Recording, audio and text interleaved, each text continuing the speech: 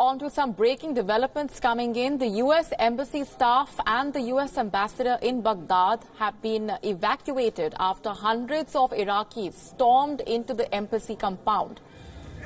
The latest input suggesting that Iraqi supporters of a powerful Iranian-backed militia were attacking the fortified zone that surrounds the U.S. Embassy compound in Baghdad, protesting against the American airstrikes that, remember, killed 25 fighters from the group. Now, the protesters carrying coffins of the dead marched towards the green zone after holding funerals for those who were killed in the airstrikes, reportedly attempting to storm the heavily guarded U.S. facility. Security personnel were spotted retreating towards the inside of the embassy compound as the protesters hurled water bottles and smashed security cameras right outside the embassy. It's a heavily fortified zone.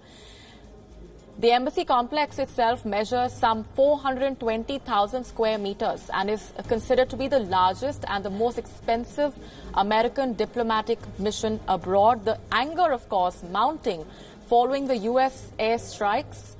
25 fighters from that group, remember, were targeted. The U.S. Embassy now seeing tense scenes as massive protests have erupted in Iraq. The U.S. Embassy staff and the U.S. ambassador in Baghdad have been evacuated.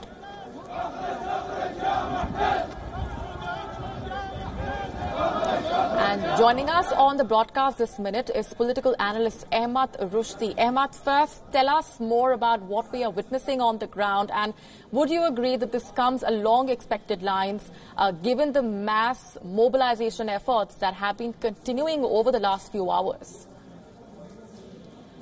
Well, I think what's happening now is a very dangerous issue. In a way or another, it is still the American embassy, which is it's supposed to be the responsibility of the Iraqi government to secure all the international and foreign embassies and institutions. So it is very bad, and it's a very bad image for the Iraqi government. This is first. And secondly, what's happening now is it's not. I don't think it's more related to the attacks that happened yesterday. It's more about the Iranian sensitization about maybe, I'm saying just maybe, there is some sort of attack going to happen against Tehran in a way or another by the Americans. So it's sending a very huge about that. We can target all your interests, not only in Iraq, but all in the Middle East.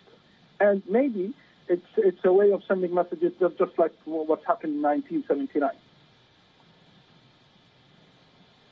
To help us better understand, we of course understand the tension that is only escalating on the ground, also as a result of the pro-Iranian factions in Iraq that have been up in arms, and they have been leading these anti-American protests, the group PMF being the umbrella organization which has been spearheading that movement. Yeah, in a way or another, yes, you are right. In those demonstrations, it is the responsibility of the Iraqi government, as I said, to secure the green zone. Now, the big question is that how they entered the green zone, and the demonstrators near the green zone didn't enter the green zone since two months. So how it can't happen like that? That means the Iraqi security forces actually let those demonstrators enter the green zone, which is supposed to be heavily secured, enter the green zone, reach the wall of the American embassy, and in a way or another to jeopardize all the personnel inside the embassy. Right, and we also understand this is a heavily fortified zone, and it's a massive area.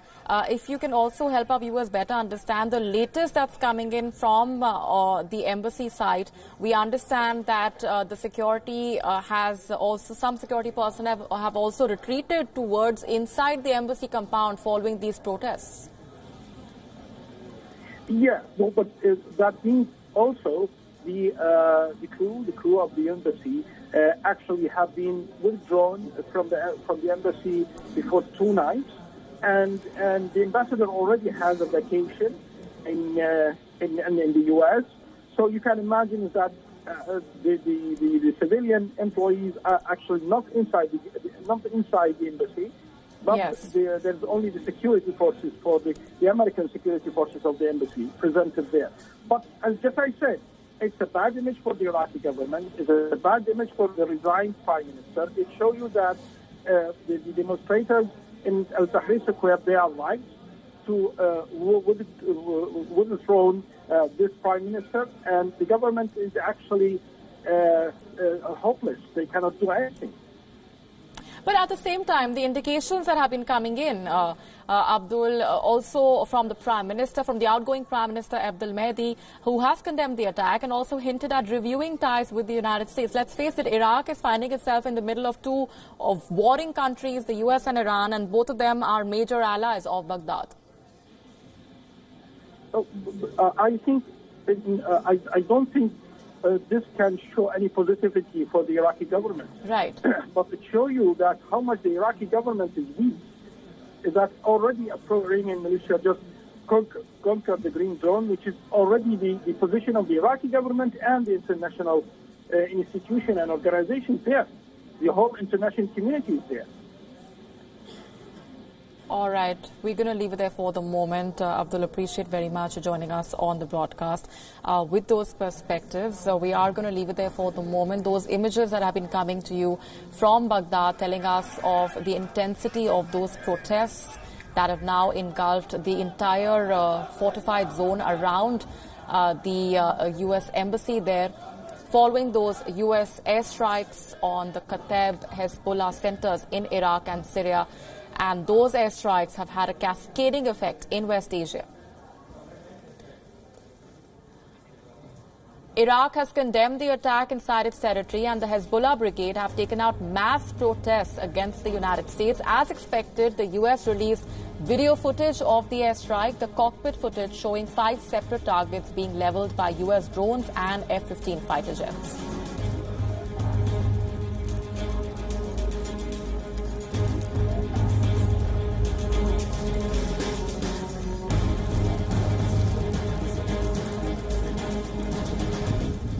And these visuals on your screens are from the Kem district on the border with Syria.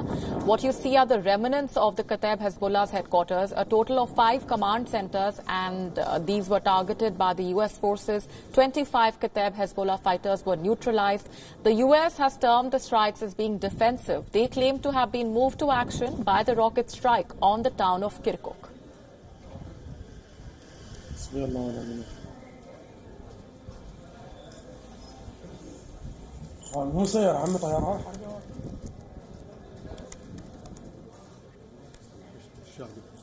The political fallout has been considerable as well, with Iraq finding itself in the middle of those tensions between US and Iran. The outgoing Prime Minister Abdul Mahdi has also hinted at taking a closer look at reviewing ties with the United States. The US ambassador to Iraq has also been summoned. السيد الوزير أن الولايات المتحدة ستقوم بهجمات على قواعد لجهة حددها وهي كتائب حزب الله، وهذا سيحصل بعد ساعات. Russia too has decried the attacks, terming them as being unacceptable. Moscow is a staunch Syrian ally, and 2 of the US strikes were inside Syrian territory.